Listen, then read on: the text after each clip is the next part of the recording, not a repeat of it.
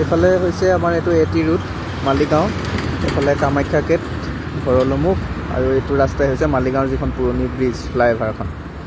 আৰু এইখিনি হৈছে বৰিপাৰা, এইফালে বাছ ষ্টপেজ, এইফালে গ্ৰীণ বাছবিলাক ৰাখি থোৱা দেখিছে এইটো ৰাতিৰ ভাগত।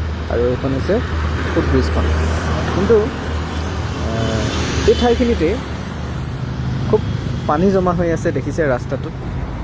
এই ৰাস্তাটোত এইখিনিত এইকেইটা প্ৰকাণ্ড গাঁত কেইটামান হৈ গৈছে এইকেইটা। তো এই গাঁতকেইটা হোৱাৰ কাৰণে এনেকুৱা হৈছে, ৰাস্তাটো বাকীখিনি সমান একেবাৰে ভাল, আৰু এই গাঁতটো আগতেও হৈছে, ইয়াতে পানীৰ পাইপ আছিল তলত, মই জনাত মই নিজে দেখিছিলোঁ পানী পাইপ আছিল। আৰু এই গাঁতটোত মানে এতিয়া এনেকুৱা এটা সমস্যা হয়, মানুহবিলাকে গম নাপায়। আজি দুদিনমানৰ আগত বাইক চলাই যোৱা এজন ল'ৰা জখম হৈছে বুলি মই গম পালোঁ। এই গাঁতটোৰ পৰা সি গম নাপালে, ৰাতি উফৰি গৈ বহুত দূৰত পিছলি খাই পৰিব লগা হৈছে তেনেকুৱা। তাৰপিছতে আৰু এই ছাইডৰ ফালে এইখিনি হৈছে খোজকাঢ়ি যাবৰ কাৰণে ৰাস্তাটো উপায় নাই, ৰাস্তাটো সোঁ মাজলৈকে এইটো গাঁত। আৰু এইটো কিবা এটা ব্যৱস্থা যদি নকৰে, কেতিয়াবা ডাঙৰ এটা দুৰ্ঘটনা হোৱাৰ সম্ভাৱনা আছে। কাৰণ দিনৰ ভাগত বাছো ৰাখে আৰু অন্যান্য গাড়ীবিলাকো অহা যোৱা কৰে। বহুত বেছি এইখিনি ভিৰ হয়, এটা অতি বেছি জনসমাগম হৈ থকা এটা ঠাই হয়। আৰু সিফালে এইখিনিতে হৈছে বাছৰ ষ্টপেজ, এইখিনিত মানুহ ৰয় যিহেতু, স্কুল বাছৰ পৰা আৰম্ভ কৰি গোটেইখিনি। আৰু এইফালে গ'লে যিহেতু মালিগাঁও ফ্লাইঅভাৰখন উঠে, এইখন পুৰণিখন, এইখন এৰিয়া নতুনখন। কিন্তু এতিয়া চাব, এই গাঁতটোত ডাঙৰ গাড়ীবিলাক সোমাই গাঁতটো আৰু ডাঙৰ কৰি পেলাইছে। কাৰণ ডাঙৰ গাড়ীবিলাকেও হয়তো ইয়াত যেতিয়া গাঁতটোত ঘপকৈ সোমাই যায়, হয়তো এইটো এটা আনবেলেঞ্চিং হৈ যাব।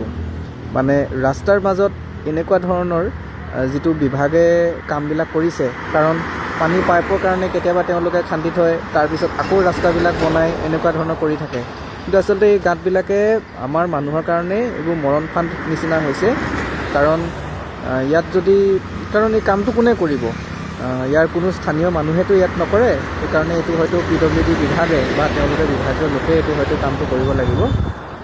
তেওঁলোকে এতিয়া চাওকচোন কেনেকৈ পানী জমা হৈ গৈছে, ডাঙৰ গাঁত এয়া দেখিছে, এতিয়া ডাঙৰ গাঁত, পানী উফৰি পৰে।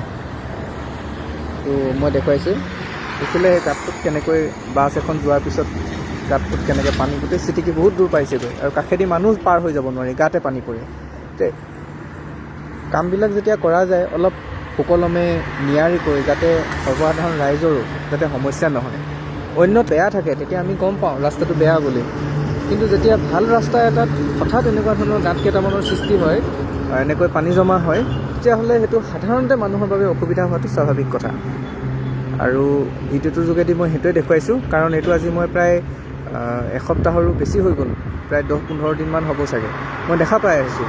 কিন্তু এটা সৰু অকণমানি গাঁত আছিলে, সেইটোতে আজি যোৱা কেইদিনত বৰষুণত আৰু ডাঙৰ হৈ গ'ল।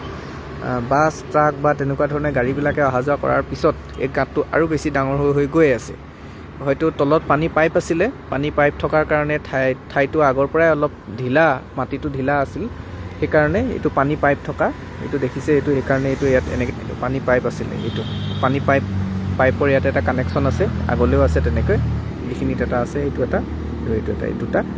এতিয়া এইটো কামটো কোনোবাই যদি ভালদৰে কৰি দিলে হয়, তেতিয়াহ'লে নিশ্চয় এইটো সমস্যাটো নহ'ল হয় বুলি মই ভাবোঁ, নহ'লহেঁতেন। কাৰণ খুব ইয়াতে বহুতবাৰ দুৰ্ঘটনা মই নিজে দেখিছোঁ, ৰাতিৰ ভাগতো দেখিছোঁ। আৰু এই যিখন মালিগাঁও ফ্লাইঅভাৰ আছে, এই ফ্লাইঅভাৰখনৰ সন্মুখৰখিনিত বহুতবাৰ, এতিয়া এই যিখন লগোৱা আছে নাম ফলকখন, তাতে বহুতবাৰ গাড়ীয়ে এক্সিডেণ্ট কৰিছে। যিহেতু মোৰ ঘৰটো ইয়াৰে অলপ ওচৰতে হয়, সেইকাৰণে মই দেখুৱাইছোঁ যে বহুতবাৰ হৈছে সেইটো ঘটনা। সেইকাৰণে মই কৈছোঁ যে এই ধৰণৰ ৰাস্তাত যেতিয়া এনেকৈ হঠাৎ গাঁত হৈ যায়, এনে দুৰ্ঘটনা হোৱাটো স্বাভাৱিক কথা। এতিয়া সেইটো কৈ লাভ নাই যে গাড়ী চলাব নাজানে বুলি। আচলতে ভাল পথ এটাত যেতিয়া এনেকৈ হঠাৎ গাড়ী এখন হয়, এতিয়া অ'টো এখন গৈছে ধৰক, অ'টোখন যদি সোমাই যোৱাৰ লগে লগে সেইটো পাল্টি খাই যাব, তেনেকুৱা ধৰণৰ। সেইকাৰণে এইবিলাক অলপ চোৱা চিতা দায়িত্ব আৰু কৰ্তব্য সকলোৰে বুলি ভাবোঁ। সেইকাৰণে এই ভিডিঅ'টো মই দিলোঁ।